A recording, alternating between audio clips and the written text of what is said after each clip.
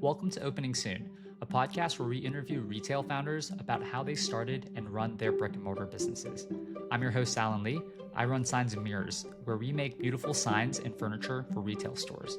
I also help run PhotoLab, a self-portrait studio with locations in New York City and Houston. Today's guest, Yoseph Raja, is the founder of Than Cookies, a fast-growing cookie brand with locations in Long Island and Manhattan's West Village. As a pharmacist, Yosef never expected to be in the food business, but during COVID, he and his wife began baking at home, experimenting with a softer, chewier version of Tate's cookies. It started as Instagram orders from friends and family, but quickly grew into wholesale accounts across New York and eventually their own retail stores.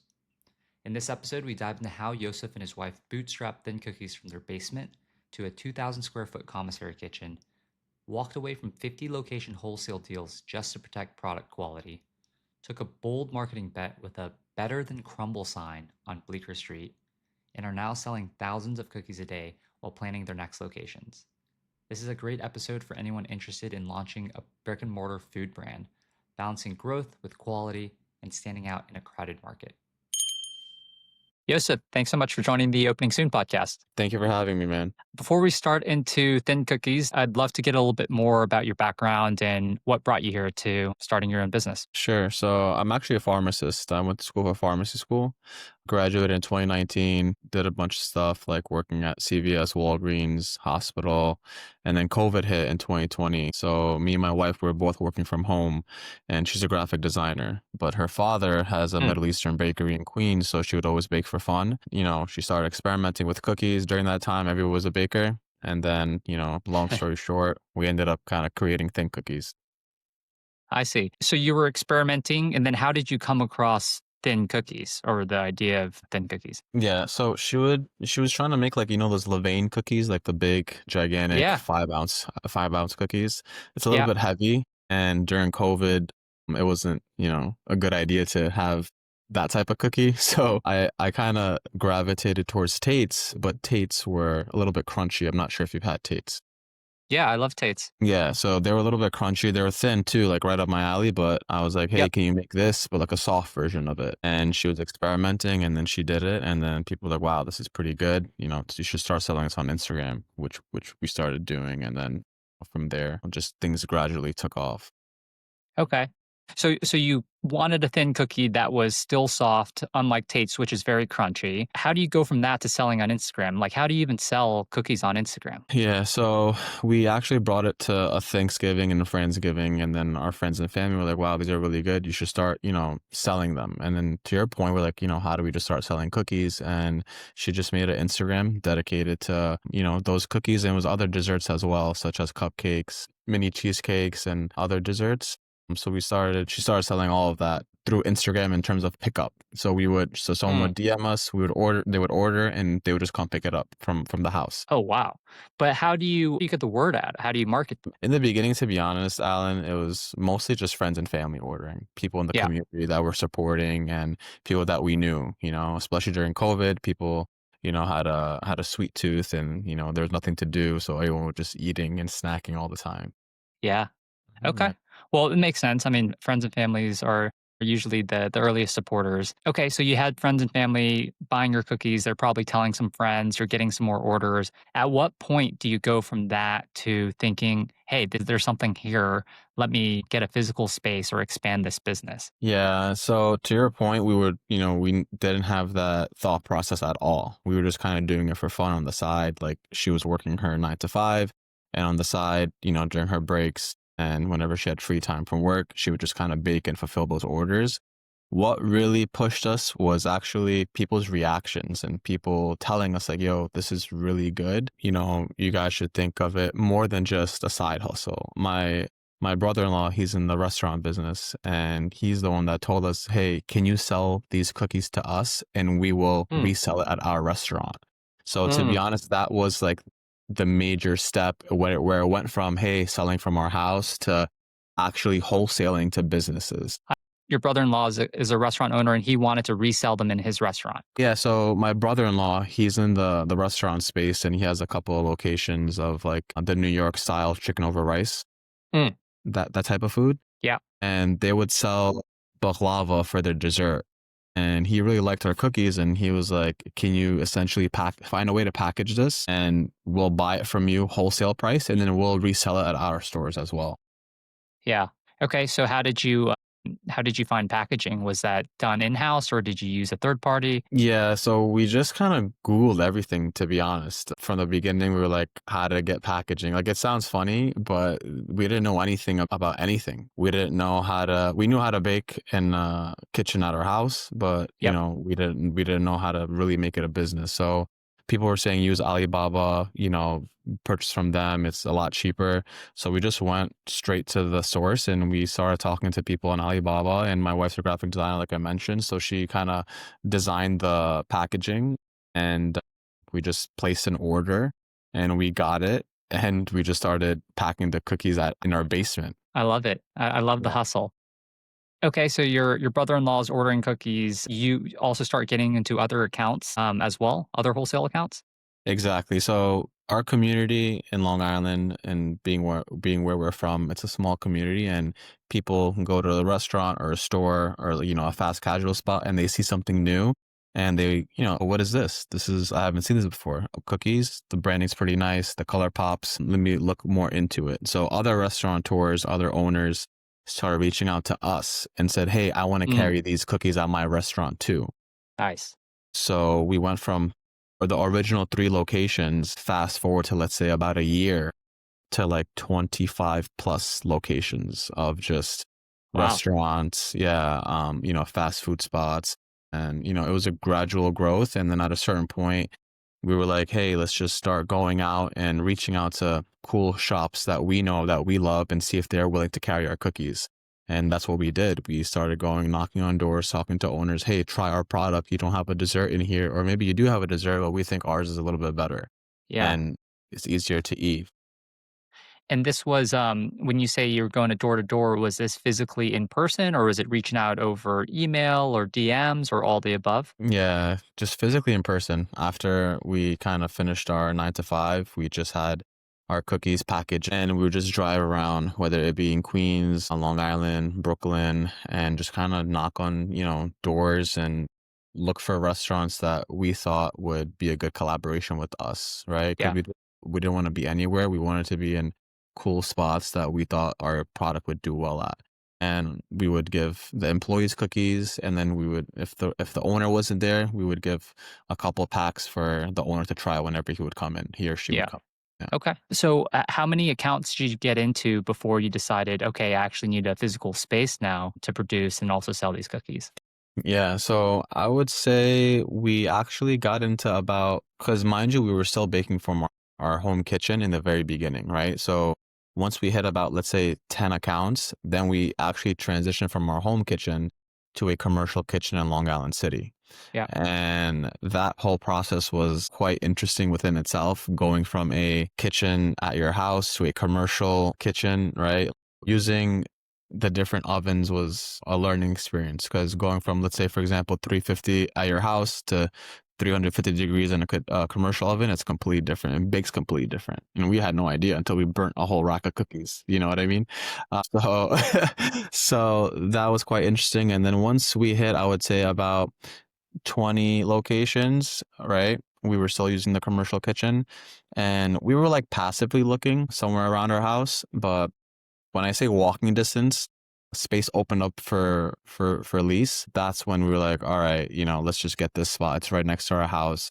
My wife was pregnant at the time, Oh, and it gave us a unique opportunity because we were mainly looking for a warehouse, right? Where it was closed door. We were only going to focus on wholesale. We weren't going to really dabble in retail because retail is obviously unknown. You don't know what you're going to get. So yeah. for a warehouse space, the rent's a lot cheaper. If you get something on the retail market, it's a little bit more expensive. So that's what happened. It was a little bit more expensive than what we wanted. But my father was like, hey, I think you should do it. It's right next to the house.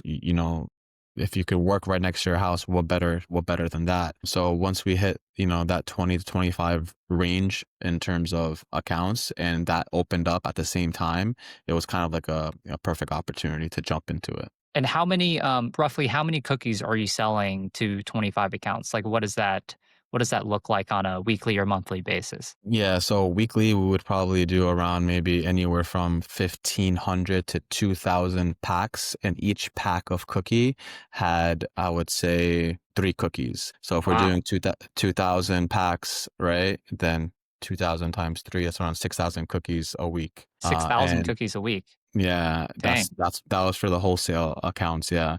Okay. So at a certain point, it made sense to bring everything in-house instead of driving all the way to Long Island City, using the commercial kitchen, coming all the way back. And we're doing this at the same time I'm working full time also. Oh my So gosh. yeah, and Wait, so you're spending all your time after work just in the kitchen cooking up 6,000 cookies basically, with my wife.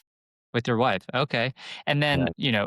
a cookie might be $1 or 2 wholesale and they sell it for a few more dollars. Is that how to think about that? Exactly. I would say less than $1, right? Because Okay. they have to make their margin too. Sure. So for like, let's say a pack of 3, we would actually sell 3 cookies to them for $2 a pack. Yeah. And then they would sell it from anywhere from $3 and up a pack. Okay. Yeah. I mean, that's still pretty good revenue just, on a weekly basis. Uh, $2 and then times 2,000, $4,000 a week. That's Yeah. pretty good. Okay. And you move into your own kitchen space. Does that give you room to grow your accounts more, or how do we think about that? Yeah, so moving into our own space, that was a thought process, right? Like you just said, we're going to move into this 2,000 square foot facility, right? We decked it out to essentially just mass produce cookies. We have this double rack oven that if you ever go to Costco and you go to the bakery section, we have that same exact oven. It's called a Revent. So you would see This that is from oven. Alibaba, or this is from No, somewhere else? this is just from, once again, Googling manufacturers locally and Okay. Googling what's the best oven, because we didn't know anything, right? Yeah. We saw Crumbl using certain ovens, we saw Chip City or certain competitors using certain ovens, and we didn't know why. So we tried to test different ovens out, and we landed on Revent, which what really sold us was our cookies are very thin and delicate. Yeah. And in order to get that perfect bake, you would need something that is very precise. So that's why we chose that oven. But back to your point, so we got the 2,000 square foot facility to essentially mass produce cookies and grow our wholesale accounts. And we had people lined up too that were kind of ready, like, hey, can you handle 50 of our locations potentially if we sign with you? Wow. Yeah, because like some of the chains that we were talking to, they had like around 50 locations from New York, New Jersey, all the way to Virginia. So Yeah. we couldn't do that in our commercial kitchen. Just wasn't plausible, right? So that's why going into our own space, it made more sense to just do it that way. So we were ready to do that. And we prepped the space. It was 2,000 square feet, and it was, I would say, 80% just all kitchen. There was very minimal seating Yeah. in the very beginning. Yeah. Okay. So, walk me through after signing, did you grow more accounts? And then are you also accepting walk-ins too? Before you open obviously your Bleecker Street location, but walk me through what happens when you get Yeah. in. So everybody has a plan, and that plan never goes accordingly. So Sure. we had this big plan of we're gonna just blow wholesale out of the water. We're gonna focus on it. We have the equipment, we have the mixer, we have the oven, we have the space. We open up our Hicksville location in Long Island. And then all of a sudden, the retail response was better than what we expected, to be honest. People love the cookies. People love the product. Mind you, when we opened on grand opening day, all we were selling was cookies. And it was only 3 flavors: chocolate chip, double chocolate, and snickerdoodle, Yeah. right? So from a retail perspective, you're like, hey, this is not sustainable. Possible it is to just survive off of retail without, let's say, wholesale potentially, right? But we had that confidence to even open up the store because of our revenue that we mentioned before that we already had coming in. So that was going to sustain us no matter what, right? And just everything else from a retail perspective was just additional. So once we got this retail response, it kind of motivated us to potentially shift gears, right? Because people were calling us, like, hey, do you have seating? And it's in Long Island. People want to sit and hang out. Hey, do you have coffee? Hey, do you have any type of drink? So we started kind of on the fly, just reinventing our space. We pushed some of the equipment back. We got a nice coffee setup. We got some teas. We got some different drinks in there. We even added ice cream because people would were dying for ice cream sandwiches. Okay. And our mentality shifted. So we actually didn't, at this point, we didn't take on those extra accounts, right? Because what we saw, what was happening is people would come to the store and they would tell us, hey, these cookies taste amazing. I've had them at X, Y, and Z restaurant or X, Y, and Z fast food shop. And it just wasn't the same when I had it there, but I'm glad it came to the store because it's, it's really good. And that really showed us that at the end of the day, the only people that are going to care about your product is you, right? No Yeah. matter how we tell them to handle it, no matter how we tell them to, take care of the product in terms of not leaving it on the counter or, the cookies being fresh as much as possible every single day. They have their own business to run and they're mainly focused on their food, right? So the cookie is just a side thing. Secondary. Yeah. Exactly.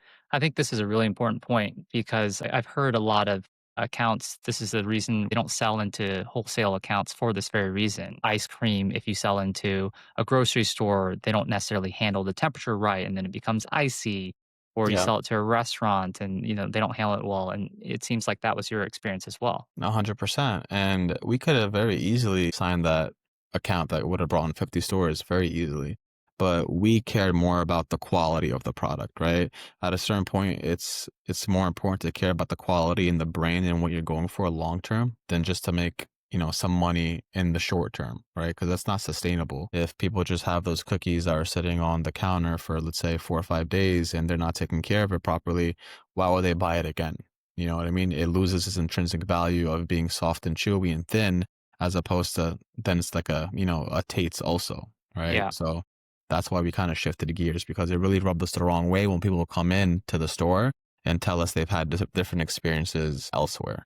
I see. So, about what time was this when you made this transition to focus more on retail? Like, well, give me the timeline. Sure. So November of 2023, we opened up our first retail slash commissary kitchen, right? We are still doing wholesale at this point. And I would say around the spring and summer of 2024 is, we were able to maintain our retail sales. And even if we took wholesale out of the picture in terms of numbers, we were still able to, cover all of our costs and still have some money at the end of the month, right? So that Okay. showed us that we were in the positive even without our wholesale. We still kept our current wholesale accounts, right? During that time, we didn't grow anything. And then we were actually planning on location number two. Why? Once again, it was more than just us internally thinking about it, but more of people DMing us, people emailing us saying, hey, I love your product. I think this would do great in this city or this would do great over here. So we're getting DMs and contact forms every week. Uh, And I'm just like, I'm reading this. I'm like, oh, wow, like people really love this. Sometimes you need those reminders, right? Because it's Yeah. one thing for you yourself to like kind of know your product and have it every single day, which I did. But when other people are having it and, they're telling you this stuff, then it kind of motivates you. So I was like, Yeah. you know what? Let's open up a second location. Let's start looking for one. We could use this as our base, as our commissary kitchen. We could produce everything out of here and let's just, go to the heart of the city, right? Which in my opinion was West Village in Manhattan. Yeah. And that's when we started looking for location number two. I see. Yeah. Okay, but before we go into the location number 2, summer 2024, when you've kind of transitioned over, how many employees are working here? How many cookies are you selling just through the retail side and not the wholesale? I would say on the retail side, probably around, on a weekday, maybe like, 700 cookies to 1,000 cookies on a weekday. And then on Wow. a on a weekend, potentially anywhere from, let's say 1,200 to maybe, 1,600, 1,700 cookies a day on the weekend side. Wow. So Yeah. that's about 1,000 a day, 7,000 a week or plus, close to Yeah, 10,000 just on the retail exactly. side, but you're also selling it for a higher price because you're not selling it Yeah. wholesale And our margins are better too. Exactly. and your Yeah. margins are better. Our margins are better, and on top of that, the most important thing that we cared about was that we're just presenting our product better too, right? People are having it fresh. They're having it warm. Whenever you give them a cookie inside of a parchment bag and they touch it and they feel it, it's like, oh crap, like this is actually warm. So Yeah. it's that whole experience that, we really cared about. Okay. And was it just still you and your wife, or did you also hire other employees at this time? And Yeah, were at you this guys point, also working full-time jobs? Like, give me the yeah. lay of the land. Yeah, so my dad was helping us out tremendous amount. We hired some more employees too to help with, the scooping, the baking, the mixing, all that stuff. And then obviously it's me and my wife as well. My wife is doing it full time and I'm doing it still part time because I'm still working as a pharmacist. Yeah. Okay. All right. Mm. So things are going well with the first location. Retail is working. Now you want to Mhm. go into the heart of New York, West Village. Tell me how Yeah. you found the space, how big the space is, how much Mhm. rent is. Give me all the Yeah, details. sure. So just started looking because I was born and raised in Queens and I went to school in Brooklyn. So I wasn't really I've been to Manhattan, I worked in Manhattan, but just in terms of all the different areas of Manhattan, I wasn't too familiar with. But once again, just working with the realtor and kind of driving around, seeing the areas during the weekday, seeing the areas during the weekend, right? Like Midtown is kind of dead during the weekends. Yeah. And we found that West Village specifically, even though it is the highest dollar per square foot in the city in terms of rent, to where you want to be for this type of product, right? Yeah. Because you have a mix of tourists, you have a mix of people that live in the area, and you just have a mix of a lot of different crowds of people that kind of come through that area. So we found this space that we are in right now in the West Village, and it was very small. I would say around 500 to 600 square feet. The reason it wasn't rented or wasn't being rented, even though it's on Bleecker Street, which is a very popular street in the West Village, is because it had steps. When you go inside, it had steps, right? So you had the small cubic area in the very front where it's at base level, and then you'd have 3 or 4 steps to go up, and then the rest is like a higher platform. I see. Yeah, so for like regular people that want to do something, it didn't really make sense because you would either have to level everything, which is very costly, or you just keep it as is and keep it as like a to go grab and go spot. So when I saw it, I was like, the rent was, they were asking, I think it was like 8,500 or something like that, which is 500 square feet. Okay. yeah, 8,500. It wasn't terrible. Yeah. And I was like, maybe we can negotiate with them, and we brought them down to 7,500, right? Okay. And comparatively speaking, for that area, that was a very good price. And So my that's real, pretty good. I mean, West Village yeah, is one of the most sought after zip codes in New York. yeah, exactly. Yeah, even just the name Bleecker Street, like, oh, where are you? I'm on Bleecker Street. Yeah. Yeah. Like, Yeah. Bleecker peop- Street Pizza is one of my favorite pizzas. yeah, they're down the block. They're awesome. They're always busy. Yeah. So, just we really wanted to make a splash, and I thought being on Bleecker Street would be the best possible scenario, and we could really test out the market by just going over here from the jump and seeing, hey, if this can really work, then it would have to work here. If it's Yeah. not going to work here, it's not going to work anywhere else. Okay. So Yeah. when do you sign the space? So we signed the space, I want to say, because we opened up in May of 2025. So we probably signed the space around the fall of 2024. Fall 2020. So fall 2024, yeah. So we worked around the winter and the beginning of spring to open up the storefront in May of 2025. Gotcha. And is this like a 5-year, 10-year typical term lease or It's a 10-year lease, yeah. 10-year lease? Okay. 10-year lease. And did you get at least a few months of abatement so Yeah. that you can build out the space? Yeah. We got a few months of free rent just to build the space out, and the landlord was really nice, and they worked with us. They wanted us to be there. They loved our brand. They loved our concept. Yeah. And I wanted, to liven up this specific area of the block because some of the other spaces are vacant. So Yeah. they wanted to get someone in that, kind of brightened up that block specifically. Cool. Did Mm. the landlord also provide any TI or No, people in Manhattan or in New York, they don't really provide TI unless you're like a well-known brand. Like, huge? yeah, like you're like a Chipotle or someone that has a lot of pull. Yeah. Then that's what I've learned, right? That those type of brands, they get the TI, not someone that's been in business for 2 years, hypothetically with the storefront, Yeah. or 4 years, if you want to count that once we started at home. Okay. So unfortunately, no TI. Okay. So you have a few months of free rent at least so that you can, get working on setting it up and then you opened in May. Just so I understand from a funding perspective, was this all bootstrapped? Did you raise any money from family and friends? Was it using the money from the first store? How is all this funded? Yeah, so definitely we saved everything that we had within our first store. That was number one. Number two, I did have money because I'm still working as a pharmacist. So at least for the second location, that's how we bootstrapped it. Just within ourselves, the money that I had, the money that we got from the first store. And we didn't want to take on outside investment, even though Yeah. we had the opportunity, because it was our first venture into the city and I was very excited about it. And I was like, this might do very well. So I want to kind of gain the benefits of it if it does.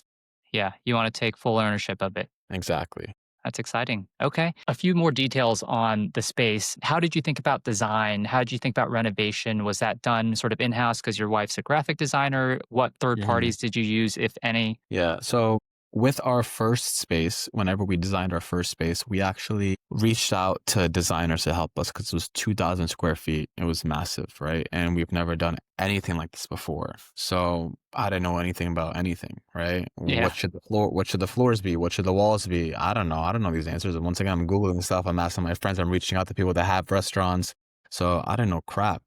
And Yeah. I found somebody. He was actually the designer of, what is it called? It's a coffee shop in Brooklyn, Devoción. I'm not sure if you heard of Devoción, it. that's one of the Yeah, hottest coffee shops yeah. in New York. Yeah, so their first location that they opened up in Brooklyn, if you've been to it or you've seen it, it's like very open. You walk in, you could see them roasting the coffee beans, right? But at the same time, you can go hang out and chill there, right? Yeah. So whenever I called him and I found him, he's the guy that designed Devoción, and I messaged him and I liked the project that he's worked on. So he was down to work with us. He liked the concept, and he said, hey, I'm going to take you on a tour to show you everything I've worked on. So he took me over there. He took me to Starbucks Reserve in the city, right? He did Because Starbucks Reserve too. he helped out with Starbucks Reserve, and I think it was in Tokyo or something like that. But he showed me the one in Manhattan to kind of show me how we could work with the whole, because our idea in the beginning was wholesale, right? So he wanted to show us how we could incorporate wholesale with the retail aspect of things. And I told him, I was like, look, I don't have budget. I don't have that much money. So I want to make it hopefully as cheap as possible. So he told me, don't worry, like we'll do it. Right. So in the beginning, going into the Hicksville, our first location, our thought process was very, I would say, old fashioned, right? Hide the back of house. Just put a big wall. Don't let anybody see you baking. Don't let anybody see you mixing. Don't let anybody see anything, right? You Yeah. want to keep it away from the customer. He comes in, he's like, no, we're going to show everything, right? He's like, you have this big oven, right? That's the double rack oven that everybody knows if they go to Costco. Put that at the center of your store. You want people to see that. You want people to hear the beep of the oven. You want them to smell the cookies once they're ready. Nice. Put your mixer on display, right? Don't have any walls if you don't need it. So he completely changed the way we were thinking of designing the space, right? Which now I really appreciate, because when people come in, or if you look at our reviews, people say, oh, I love the fact that I could see them baking the cookies and I could smell when the cookies are ready, and then, everything is clean because you're seeing it. So coming into our second location, we kind of wanted to keep that same aesthetic of having everything open, right? Very minimal look, but just small touches that could really help, make the space pop, especially our color, right? Like the yellow that we use, people love the yellow that we use, right? Sorry, I'm right in front of the store. So today's actually National Chocolate Chip Cookie Day. And we have like a big sign that says, if you dance, you get a free chocolate chip cookie. So I just see people dancing outside right now in the No, city. no worries. No Yeah. worries. But yeah, so that's how we designed it, to be honest. We used that designer originally. Then the second location, we had the same concept. Yeah. Okay. Roughly, how much do you think startup costs were for the second location? For the second location, being that it was small and we didn't need as much equipment, I would probably say around 150,000 to 200,000. 150,000, 200,000, Yeah. and break down a little bit about, what percent do you think is rent versus equipment versus renovation? Yeah. So startup, in terms of the renovation, I would say it's around $100,000 in terms of like permits, sign, flooring, walls, plumbing, electric, right? Yeah. That all inclusive was around 100K.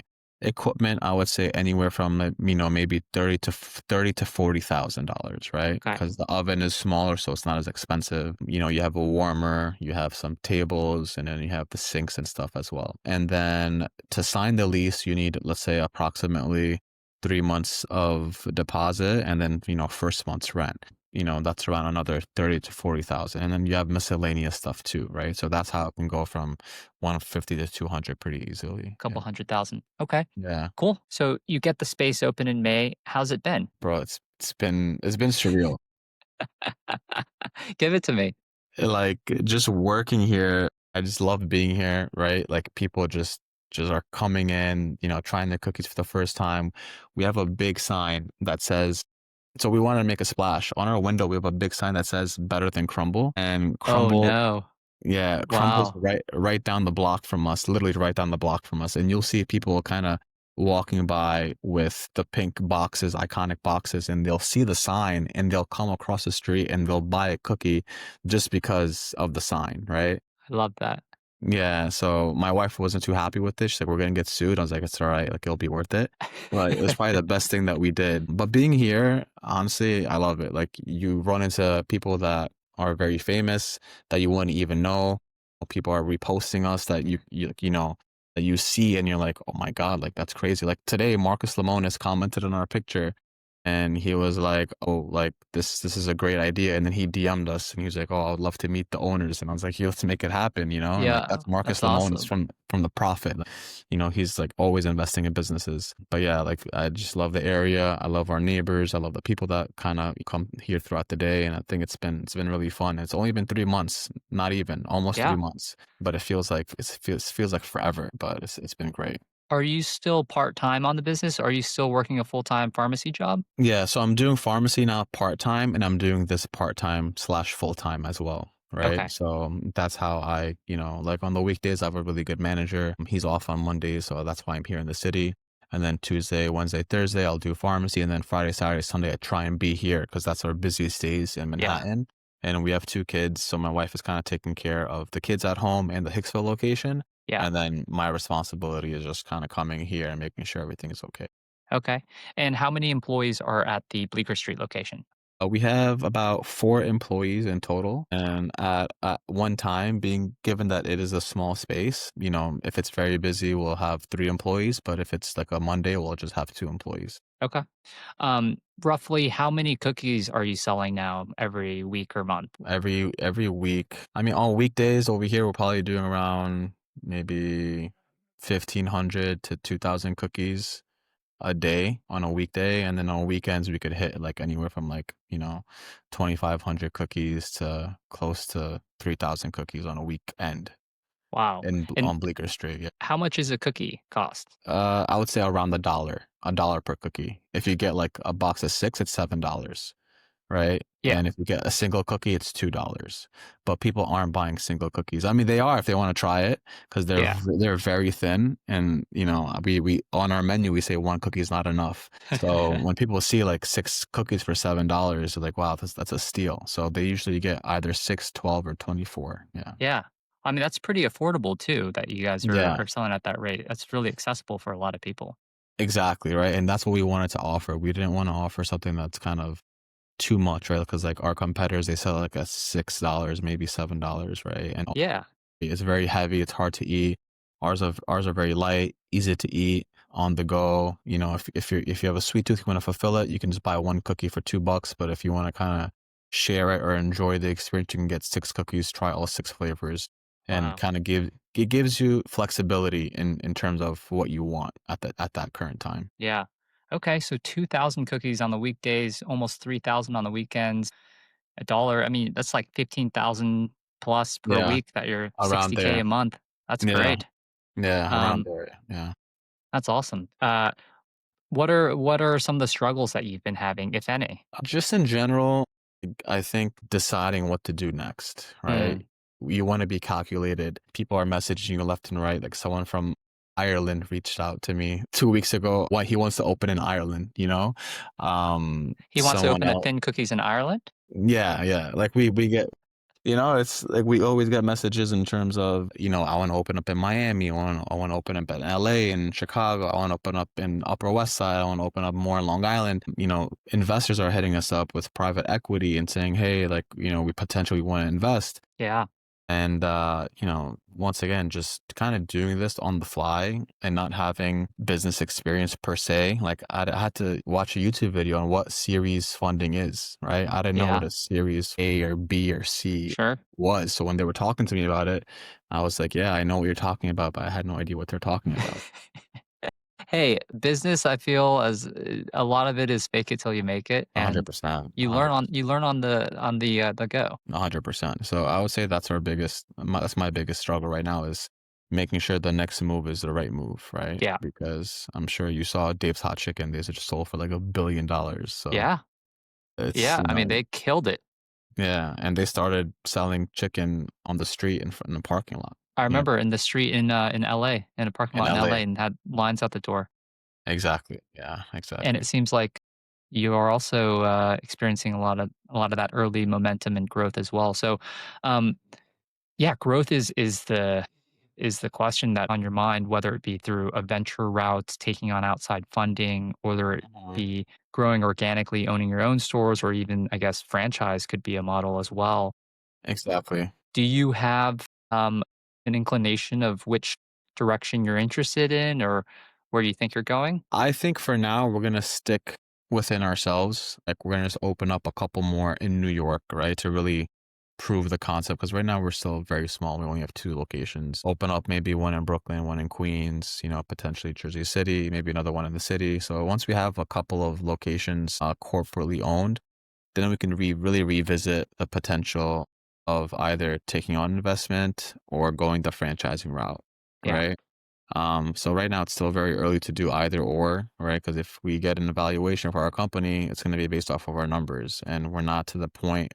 I think it's worth a certain amount, but an investor from an objective perspective is not going to think so, yeah. right? He's just looking at numbers. Your baby is So priceless. exactly, right?